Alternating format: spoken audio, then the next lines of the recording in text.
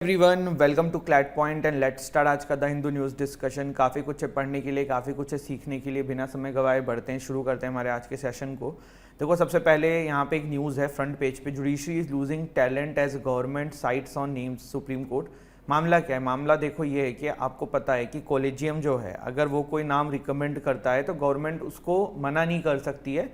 ज़्यादा से ज़्यादा गवर्नमेंट ये कर सकती है कि नामों का आगे ना बढ़ाए, मतलब अपॉइंटमेंट की प्रोसेस को आगे ना बढ़ाए। जैसे वो कहते हैं ना कि ठंडे बस्ते में डाल दिया है, तो कोई नाम आया है तो टेबल पे ही पड़ा हुआ है, वो उसको अपॉइंट नहीं कर रहे हैं।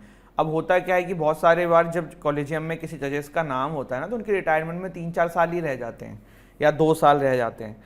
तब फिर क्या होता है कि जब तक गवर्नमेंट कुछ एक्शन लेगी तो पता ही पड़ता है कि भाई वो अगला रिटायर हो गया है। अब ऐसा क्यों किया जाता है? तो देखो, जैसा कि मैंने आपको बताया कि कॉलेजियम के अंदर कोई नाम रिकमेंड किया, गवर्नमेंट को नाम पसंद हो चाहे ना हो, गवर्नमेंट ज़्यादा से ज़्यादा कॉलेजियम से रिकन्सिडर करने को कह सकती है, बट वो उस नाम को चेंज करने को नहीं कह सकती है। तो बहुत बार ये होता है कि बहुत सारे ऐसे जजेस होते हैं जो सरकार के अगेंस्ट में फैसला देते हैं। तो ऐसा नहीं कि एक ही पॉलिटिकल पार्टी जब शासन में तब होता है, ऐसा हर पॉलिटिकल पार्टी जब शासन में होता है तो इस तरीके की चीज़ देखने को मिलती है। तो अभी क्या है ना, अभी देखिए एक जज हैं सुप्रीम कोर्ट के, कौल साहब, उन्होंने ये कहा है कि यार इतने सारे केसेस बढ़ गए हैं, जजेस की संख्या कम होती जा रही है और ये बिल्कुल अच्छा नहीं है। गवर्नमेंट जो है वो अपॉइंटमेंट नहीं कर रही है, इस तरीके की चीज़ें यहाँ पे कही गई हैं। इसके बाद देखो क्या है, कावेरी वाटर वाला जो डिस्प्यूट है वो चल रहा है, हमने डिटेल में देख ही लिया है। तो उन्होंने कहा है कि 3000 क्यूसेक ऑफ वाटर जो है वो अक्टूबर 15 तक रिलीज़ किया जाए कर्नाटका के द्वारा, ठीक है। इसके बाद यहाँ पे चीता may be phloem from new countries. तो ये न्यूज़ क्या है? देखो, आपको पता ही है कि हमने नामीबिया से, अफ्रीका से चीता लाए थे, बट उसमें से काफ़ी सारे चीता की जो है मृत्यु हो गई। तो अब ऐसा कहा जा रहा है कि कुछ दूसरी कंट्रीज़ को रिकन्सिडर किया जा रहा है जहाँ से चीता को भारत में लाया जाए। तो ये वाली न्यूज़ थी, ठीक है। फिर इसके अलावा तो यहाँ पे कोई ऐसी और इधर पेज पे न्यूज़ है नहीं। फिर हम आ जाते हैं एडिटोरियल वाले पेज पे। तो ये पाकिस्तान इंटरनल चैलेंज है, आधार कार्ड से रिलेटेड आर्टिकल है, इतना कुछ खास है नहीं। यहाँ पे पॉलिटिकल न्यूज़ है और then there is also about the climate change. तो इतना कुछ मतलब अलग से करने का इसमें है नहीं। देन यहाँ पे फिर आप देखेंगे तो ऐसा कोई आर्टिकल नहीं है जो हमारे एग्ज़ाम के पर्सपेक्टिव से हो। यहाँ पे काफ़ी सारे जो MPs MLAs हैं उनके ऊपर जो केसेस चल रहे हैं और वो इलेक्शन लड़ते हैं, तो उसी के ऊपर एक आर्टिकल छोटा सा है। टेक्स्ट वाले पेज पे यूक्रेन का एक आर्टिकल है, ठीक है। मतलब आप चाहो तो रीड कर लेना, मैं ये नहीं कह रहा हूँ रीड मत करो, बट सब रिपीटेटिव चीज़ें हैं। एक न्यूज़ देखो ये है आज कि दादा साहेब फाल्के अवार्ड जो है वो वहीदा रहमान जी को मिला है। यहाँ पे आप देख सकते हैं वहीदा रहमान जी जो हैं बहुत बड़ी वेटरन एक्टर हैं और उनको जो है इस बार ये अवार्ड दिया गया है। If I am not wrong 2021 का दादा साहब फाल्के अवार्ड मिला है ये इन्हें। और इसके बारे में ना आज डिटेल में आपको जो हम लोग वो बनाते हैं ना, current affairs of the day लाते हैं आप लोग के टेलीग्राम ग्रुप पे, इंस्टाग्राम पे, उसमें आपको पिक्स के सहित सारा डिटेल मिल जाएगा। तो उसको सेव कर लेना, वहाँ से नोट कर लेना, उसमें दादा साहब फाल्के अवार्ड की हिस्ट्री एंड एवरीथिंग आपको मिल जाएगी, ठीक है। इसके बाद यही सब न्यूज़ है यार। सुप्रीम कोर्ट 3 जज bench to hear PMLA judgement review pleas from October 18, ठीक है। मतलब इंडो पैसिफिक रीजन है, web of interdependencies, army chief ने बोला है। देन यहाँ पे बिजनेस पेज है, कुछ खास नहीं है। फॉरेन पेज पे हम आ जाते हैं तो यहाँ पे देखिए सबसे पहले तो चाइना के सिक्योरिटी इनिशिएटिव को नेपाल ने नो कह दिया है। क्यों किया है? क्योंकि देखो चाइना का ये तरीका होता है दूसरे कंट्री में इन्वेस्टमेंट करने का, उनको लोन देने का, और फिर बताइए पड़ता है जब वो उसको रिम्बर्स नहीं कर पाते हैं तो वो उस कंट्री को फिर अपने अंडर में कर लेते हैं, जैसे कि श्रीलंका के साथ किया था। तो नेपाल ने इसमें मना कर दिया है। यहाँ पे मैंने कल ही आपको न्यूज़ बताई थी, Russia commander reported killed by Ukraine appears in video. Canada parliament speaker quits after tribute to Nazi veteran. 1000 flee Nagorno Karabakh as fuel depot blast kills 20%। तो ये हमने डिटेल में किया ही हुआ है, ठीक है। तो वही सारी चीज़ें हैं, देयर इज़ नथिंग न्यू। अब एक कल बच्चे का कमेंट आया था कि सर खालिस्तान अभी इतना न्यूज़ में है, खालिस्तान के बारे में आपने नहीं बताया। तो देखो, जो लोग रेगुलर सेशन फॉलो करते हैं उनको पता होगा कि हमने ऑलरेडी डिटेल में डिस्कस किया हुआ है, बट ठीक है, जो नए बच्चे हैं उनके लिए अभी हम आज उसको डिस्कस कर लें। खालिस्तान मूवमेंट बहुत ज़्यादा न्यूज़ में आ गया है क्योंकि अमृतपाल सिंह के वजह से काफ़ी ज़्यादा ये चीज़ें न्यूज़ में हैं। कौन है अमृतपाल सिंह? क्या हुआ था अजनाला पुलिस स्टेशन में? क्या घटना घटी थी जिसके बाद ये पूरा का पूरा चीज़ें न्यूज़ में आई? तो पहले तो हम कंटेक्स्ट समझेंगे, फिर हम खालिस्तान मूवमेंट का इतिहास भी समझेंगे, क्योंकि अगर एग्जाम में क्वेश्चंस आते हैं तो वो सिर्फ ये नहीं आएगा कि अभी क्या हुआ है, इस पे भी बन सकता है, साथ ही साथ आपका पास्ट में भी क्या मूवमेंट के ऊपर, हिस्ट्री के ऊपर क्वेश्चन बन सकता है। ठीक है, चलिए तो देखिए सबसे पहले हुआ क्या, Feb 23 की बात है। कब की बात है? Feb 23 की। 100 of followers of Amritpal Singh, जो कि एक radical preacher and pro Khalistan leader हैं, इन्होंने वायलेंटली कह सकते हो क्लैश किया अजनाला पुलिस स्टेशन के बाहर। काफी सारे लोग इकट्ठा हो गए और इन्होंने डिमांड करी, क्या इनके एक फॉलोअर या फिर आप इनके फ्रेंड कह सकते हो, इनको पुलिस स्टेशन के अंदर बंद करके रख रखा हुआ था, तो वो कहा गया कि इनको रिहा करो। फिर बाद में क्या हुआ कि पुलिस ने जो है ना कोर्ट से उनकी रिहाई की फरमान मांगते हुए उस पर्टिकुलर इंसान को रिहा भी कर दिया। इसके अलावा आपने अमृतपाल सिंह जी के अभी काफी सारे इंटरव्यूज भी देखे होंगे जिसमें काफी ज्यादा ये प्रो खालिस्तानी बातें करते हैं। कौन है अमृतपाल सिंह जी, क्या है ये पूरी कहानी, इस पे हम आएंगे, लेकिन पहले थोड़ा सा खालिस्तान मूवमेंट का जो इतिहास रहा है वो जानने की कोशिश करते हैं। देखिए खालिस्तान मूवमेंट कहां से ये चीज आती है, क्या है ये पूरी बात। देखो जब जिन्ना थे ना तो उनका ये कहना था कि भाई दो कंट्रीज होनी चाहिए, हिंदुओं के लिए इंडिया और मुस्लिम्स के लिए पाकिस्तान, यही था ना। लेकिन हमारी जो देश की कांग्रेस थी उन्होंने ऐसा कहा कि ऐसा नहीं है, भारत जो है ना वो सिर्फ एक रिलीजन का देश नहीं है, यहाँ पे बहुत सारे रिलीजन रहते हैं, सिखों का भी है, मुस्लिम्स का भी है, और हम इसको सिर्फ और सिर्फ एक रिलीजन का नहीं बनाएंगे। लेकिन जिन्ना ने पाकिस्तान को एज इस्लामिक कंट्री की तरह आगे लेके गए। उसके बाद क्या हुआ, देखो उसके बाद ये हुआ कि जब खालिस्तान मूवमेंट हुआ, जब ये दोनों देश का पार्टीशन हुआ, तो आपने देखा कि पंजाब जो है ना उसके दो भाग हो गए, एक पाकिस्तान में चला गया, एक इंडिया में आ गया। इससे सिर्फ यही चीज नहीं हुई, जैसे कि आपने देखा डेरा बाबा गुरु नानक जी का जो गुरुद्वारा साहिब जो है, ठीक है, हमने ये देखा कि वो Pakistan I am extremely sorry. हाँ, तो हमने यहाँ पे देखा कि करतारपुर कॉरिडोर के बारे में हमने पढ़ा था, वो कहाँ चला गया, वो पाकिस्तान साइड में चला गया। ऐसे ही बहुत सारी रिलीजियस इंपॉर्टेंट चीजें सिख कम्युनिटी की पाकिस्तान साइड में चली गई, काफी सारे इनके रिलेटिव्स पाकिस्तान साइड में चले गए। तो उस समय एक फ्रैक्शन जो था सिख कम्युनिटी का, उनका ये डिमांड हुआ कि भाई एक नया देश बनाओ, खालिस्तान। देखो सबसे बड़ी चीज क्या हुई थी कि जब आधा पंजाब जब पाकिस्तान में गया तो वहां पे जितने भी हिंदू या सिख थे मोस्टली वो इंडिया में आ गए, और जो इंडिया वाले साइड के पंजाब में जो मुस्लिम्स थे वो पाकिस्तान चले गए। तो ये सभी का उस फ्रैक्शन में से एक पर्टिकुलर फ्रैक्शन था जो डिमांड करता था कि खालिस्तान बनना चाहिए। अब थोड़ा सा इसको अगर हम फैक्ट बेसिस पे देखें कि क्या है कहानी, क्या है सिचुएशन, तो फिर अब आगे बढ़ते हैं।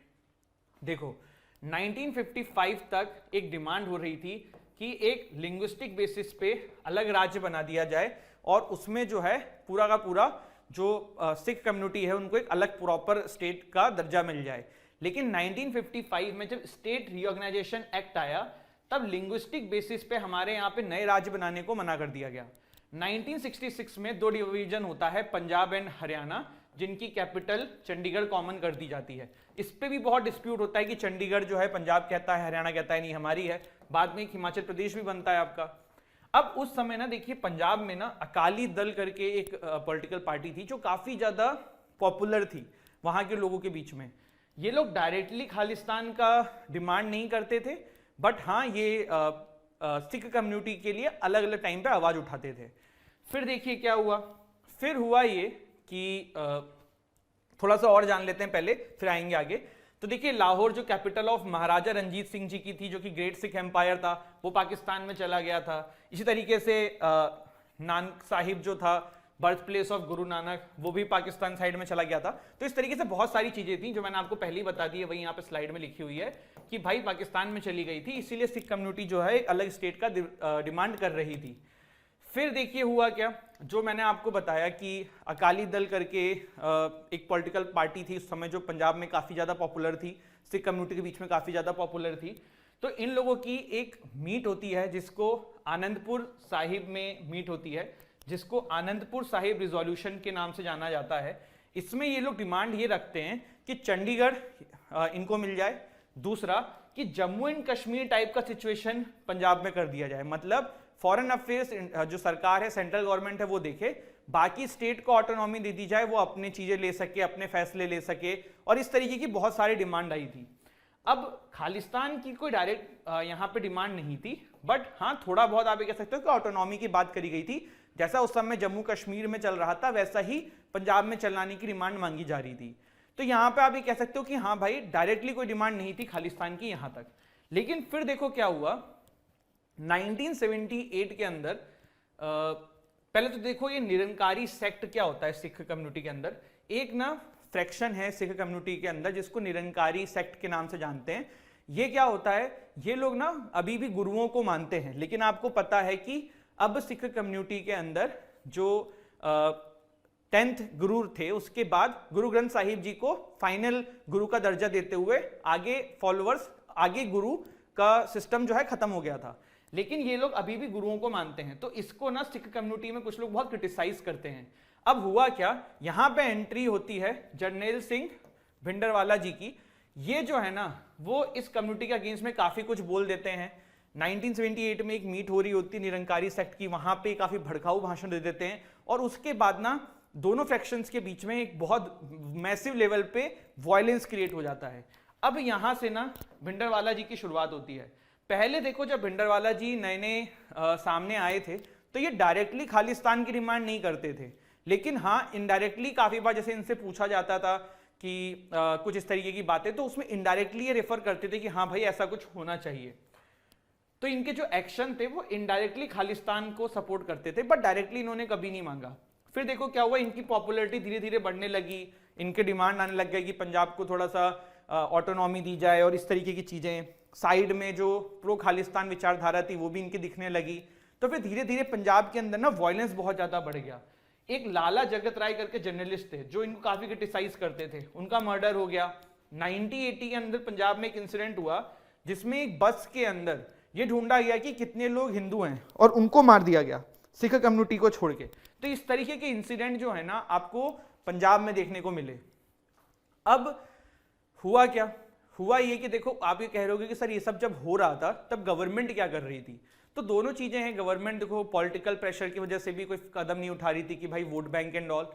दूसरा ये भी था कि बहुत सारे लोगों की सिंपैथी भी थी जो उस समय पंजाब पुलिस में थे या पंजाब सरकार के अंदर थे, सिंपैथाइजर्स थे इनके मोटिव के, तो इसीलिए इन पे ज्यादा कोई कड़क डिसीजंस नहीं लिए जा रहे थे। अकल तख्त जो है आपको पता है कि कितना होली प्लेस है ये, वहां को जो भिंडरवाला जी हैं इन्होंने जो है ना वो सेंटर बना दिया और सेंटर बना के वहां से ये सारे कदम उठाने लगे। अकल तख्त आपको पता है कितना होली प्लेस है फॉर सिख कम्युनिटी, तो वहां से सारी चीजें होने लगी।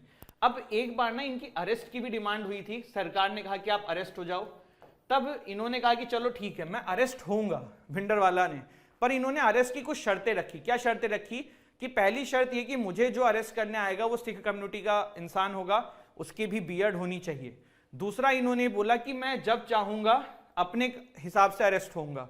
तो पंजाब सरकार ने ये शर्त मान ली। आज भी काफी सारे लोग इस फैसले को क्रिटिसाइज करते हैं कि भाई आपने इस शर्त को मान के उनको वैसे भी अपर हैंड दे दिया। अब हुआ क्या, जब ये अरेस्ट होके बाहर आए ना तो लोगों के अंदर इनकी पॉपुलैरिटी जो है वो बहुत ज्यादा बढ़ गई। फिर हुआ ये कि इन्होंने भिंडरवाला ने सिविल डिसोबीडियंस मूवमेंट स्टार्ट किया। किसके साथ मिलके? अकाली दल के साथ, जो पहले इतना डायरेक्टली इस चीजों में इन्वॉल्व नहीं होते थे, बट अब उनकी तरफ से भी देखने को मिल रहा है कि भाई हाँ प्रो खालिस्तान विचारधारा सामने आने लगी है। तो यहां पे फिर इनके द्वारा सिविल डिसोबीडियंस मूवमेंट स्टार्ट किया गया जिसको धर्म युद्ध मोर्चा के नाम से जाना जाता है। इसके बाद क्या हुआ, धीरे धीरे सिचुएशन जो है ना पंजाब के अंदर वो और खराब होने लगी। 1984 के अंदर बहुत सारे आपने देखा वहां पे कि हिंदू लोगों को मारा जाने लगा, वायलेंस होने लगा हिंदूज के अगेंस्ट में। एक इंसिडेंट है 1983 का जो बहुत शॉकिंग था।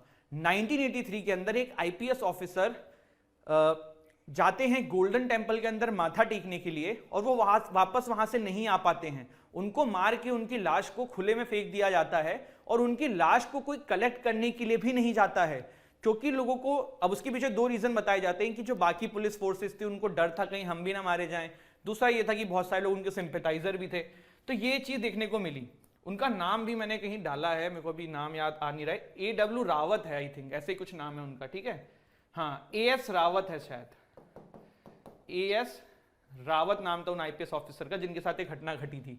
फिर ये जब सारी चीजें हुई ना तब फाइनली फिर हमारी जो सेंटर गवर्नमेंट है, इंदिरा गांधी जी की जो सरकार थी, तो उन्होंने ये बात को समझा कि जो स्टेट गवर्नमेंट है, जो स्टेट मशीनरी है, वो इस मैटर को सॉल्व करने में अब सक्षम नहीं रह गए हैं और इंदिरा गांधी जी ने इंडियन आर्मी से डिमांड करी कि आप इस ऑपरेशन को कंडक्ट करिए और मिलिटेंट्स को गोल्डन टेम्पल से बाहर निकालिए।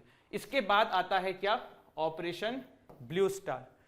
जून 1, 1984 में ऑपरेशन ब्लू स्टार लाया जाता है। अब ऑपरेशन ब्लू स्टार देखो इंडियन आर्मी के द्वारा कंडक्ट किया जाता है। इसमें देखो ना एक समस्या ये हो जाती है कि देखो जो मिलिटेंट्स थे ना, उनको गोल्डन टेम्पल से बाहर निकालने के लिए काफी ज्यादा इंफ्रास्ट्रक्चर लॉस भी हो गया था, जिसके वजह से बहुत सारे सिख कम्युनिटी जो खालिस्तान मूवमेंट से अपने आप को रिलेट नहीं करते थे, अब वो भी गुस्से में थे, क्योंकि एक बहुत ही रिलीजियसली इंपॉर्टेंट प्लेस है ये सिख कम्युनिटी का और इसको काफी सारा नुकसान पहुंचा। तो सिख कम्युनिटी को अपने ऊपर बहुत बुरा लगा। ये गलती थी। गलती क्यों थी? क्योंकि उस समय हमारे देश में कोई इस तरीके की सेना नहीं थी जो कि इस तरीके के लिए ट्रेन करी जाए, जो ऐसी सिचुएशन में चीजों को टैकल करे। इसीलिए पता है आपको 1988 में फिर यही हुआ था, गोल्डन टेम्पल में खालिस्तानी लोग इकट्ठा हो गए थे, खालिस्तानी सपोर्टर्स लोग इकट्ठा हो गए थे, तब फिर आर्मी गई थी। तो 1988 में ना फिर एनएसजी की स्थापना करी गई थी, इस तरीके की सिचुएशन को डील करने के लिए स्पेशली एनएसजी बनाई गई थी। ठीक है, अब वापस आ जाते हैं। तो अब आप ये कहोगे कि सर हमारी आर्मी जो है वो पहुंच गई गोल्डन टेम्पल के पास, अब वहां पे बहुत आसानी से उन्होंने जो है चीजों को खत्म कर दिया होगा, बट ऐसा हुआ नहीं। उस समय सरकार ने भी यही सोचा था कि आर्मी तो इन मिलिटेंट्स को जो कि अनट्रेन्ड है तुरंत खत्म कर देगी। लेकिन प्रॉब्लम क्या हो गई? प्रॉब्लम हुई मेजर जनरल सावेक सिंह के द्वारा। ये कौन है? देखो मेजर जनरल सावेक सिंह ना इंडियन आर्मी के ऑफिसर थे। इन्होंने 1971 में जब इंडिया एंड बांग्लादेश वाला जब पाकिस्तान जो कि बांग्लादेश पहले होता था, तो जो ईस्ट पाकिस्तान वाला जो सीन था जिसको बांग्लादेश हमने आजाद कराया था, तो वहां पे एक सेना थी मुक्ति मोर्चा जो कि पाकिस्तानियों के अगेंस्ट में लड़ाई करती थी। उस मुक्ति मोर्चा को इंडियन आर्मी ने ही ट्रेन किया था अगेंस्ट द पाकिस्तानी, और उन मुक्ति मोर्चा को ट्रेन करने के लिए मेजर जनरल सावेक सिंह एक बहुत इंपॉर्टेंट किरदार निभाए थे। अब क्या हुआ, ये मेजर जनरल सावेक सिंह ने ज्वाइन कर लिया किसे? इन मिलिटेंट्स को गोल्डन टेम्पल में। अब इन्होंने उनको ट्रेन किया कि कैसे कैसे आप चीजों को टैकल कर सकते हो, कहां पे राइफल तैनात होगी, कहां पे लोग खड़े होंगे, कैसे क्या होगा क्या नहीं होगा। इसके वजह से जो ये मिलिटेंट्स थे इनके पास भी काफी ज्यादा स्मार्टली तरीका आ गया कि कैसे वो लोग जो हैं वो इंडियन आर्मी से लड़ सकते हैं। और उसका फायदा लेते हुए ये जो युद्ध, मतलब ये जो एक छोटा सा वायलेंस था बिटवीन, या फिर जो छोटा सा एक क्लैश था between Indian army and militant, से काफी लंबा चल गया और काफी सारे इंफ्रास्ट्रक्चर का नुकसान हो गया, जिसकी वजह से काफी सारी सिख कम्युनिटी भी नुकसान इस पे आक्रोश व्यक्त कर रही थी। अक्टूबर 31, 1984 प्राइम मिनिस्टर इंदिरा गांधी जी को असैसिनेट कर दिया गया उनके 2 सिख बॉडीगार्ड्स के द्वारा। बाद में ये भी देखा गया कि Sikh nationalist based in Canada, उन्होंने एक एयर इंडिया की फ्लाइट को उड़ा दिया था जिसमें कि 329 पीपल का देहांत हो गया था।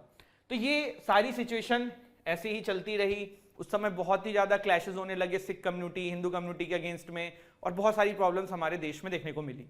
अब आपके दिमाग में आएगा कि सर प्रेजेंट सिचुएशन क्या है खालिस्तान डिमांड को लेके। तो देखो प्रेजेंट सिचुएशन क्या है कि जब यहाँ पे बहुत सारा वायलेंस हुआ और बहुत सारी चीजें हुई ना, तो उस समय जिन लोगों के मन में ये चीजें थी भी वो धीरे धीरे खत्म हो गई। 1991 के बाद एलपीजी रिफॉर्म्स आए, इंडिया ने डेवलप किया, लोगों ने डेवलप किया, तो समय के साथ ये सारी चीजें जो है खत्म हो चुकी है। आज की डेट में भारत के अंदर जो पंजाब है वहां के लोगों के मन में ये सब डिमांड नहीं है। ये डिमांड किसके अंदर है? मोस्टली जो बाहर के देशों में जाके लोग सिख कम्युनिटी के लोग रह रहे हैं उसमें से कुछ लोगों की, दूसरा किसी की जो पॉलिटिकल फायदे की चीजें हैं उन लोगों की, तब उन्हीं लोगों की ऐसी डिमांड रह गई हैं। लेकिन अभी ये रिसेंट में चीजें क्यों इतनी बढ़ गई हैं? अभी रिसेंट में चीजें इसलिए बढ़ गई हैं कि भाई ये जो इंसान है इनका नाम क्या है? इनका नाम है आपका अमृतपाल सिंह, 29 एज के हैं। देखो ये यूएई से आए, इनको बहुत फ्लुएंट इंग्लिश आती है, बहुत अच्छा कम्युनिकेशन स्किल है और बहुत मतलब फैक्ट्स पे बात करते हैं। जैसे कि ये कहते हैं कि डेमोक्रेसी में अपनी बात रखने का क्या दिक्कत है, तो अगर हम खालिस्तान की बात कर रहे हैं, डिमांड कर रहे हैं, तो इसमें गलत क्या है? डेमोक्रेसी हमें अधिकार देती है, freedom of speech and expression. तो मतलब बहुत फैक्चुअल बात करने की कोशिश करते हैं। तो इनको ना लोग भिंडरवाला 2.0 के नाम से जान रहे हैं और इनकी फॉलोअर्स जो है ना धीरे धीरे काफी ज्यादा बढ़ रहे हैं। तो इसी वजह से अभी क्या हुआ, अभी काफी सारे लोग पंजाब सरकार को क्रिटिसाइज कर रहे हैं कि जिस तरीके से आपकी पुलिस ने घुटने टेक दिए इनके सामने, ये तो वही इंसिडेंट हो गया जब भिंडरवाला के सामने उस समय की सरकार ने घुटने टेक दिए थे, और फिर उसके बाद क्या हुआ था सबने देखा था। तो इस तरीके का जो कदम है पुलिस के द्वारा कि भाई हथियार मतलब घुटने टेकते हुए उस बंदे को फाइनली रिहाई करवा दिया गया, ये कितना सही है कितना गलत है, यही क्रिटिसिज्म अभी काफी ज्यादा हमारे देश में अलग अलग फैक्शंस में अलग अलग बातों के साथ चल रहा है। तो ये पूरा ये मसला था, एंड आई होप आपको ये चीज जो है क्लियर हो गई हो कि क्या है मामला, कैसे चीजें हुई हैं, क्यों हुई हैं।